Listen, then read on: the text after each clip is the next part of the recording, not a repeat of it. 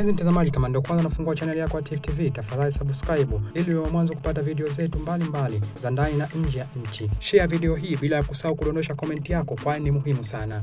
Na tumekuwa na tatizo hili la refractive error kwa wananchi wetu wa Zanzibar ambao ni 4%.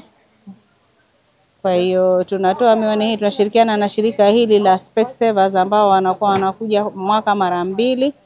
Kwa hiyo watakuwepo hapa Zanzibar na tunaona watoto na watu wazima. Na vipimo hivi vyote vya miwani na kupatiwa miwani ni bure.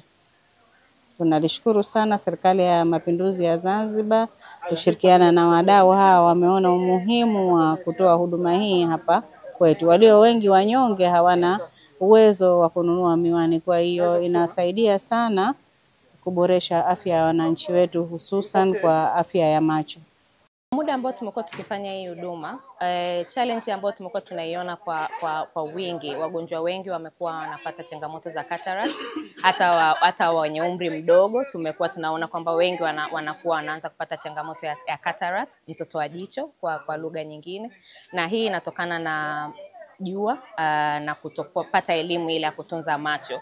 Kwa hiyo tunaomba, tunatoa wito kwa Wizara ya Afya na wadau wengine tuendelee kushikamana, tuweze kuendelea kuwapa elimu wakazi wetu ili waweze kujua jinsi gani waweze kutunza macho yao, kuepuka kupata mtoto wa jicho katika wakati wa mapema au umri mdogo. Wanapopata nafasi ya kupata hii huduma na tunawaelezea jinsi ya kutunza macho, kutumia miwani za jua, ningeomba sana wazitumie hizo miwani. Wakipata miwani za jua watumie, na hata wale ambao hawajaja kuja kupata huduma yetu hii, wanapokuwa huko majumbani, wanapoweza kununua miwani za jua, tunawasihi sana watumie miwani za jua, kwa sababu unapovaa miwani ya jua unalinda mionzi ya jua kwenda kwenye macho na kuathiri macho yetu, na ndio hilo tatizo ambalo tunaliona sana.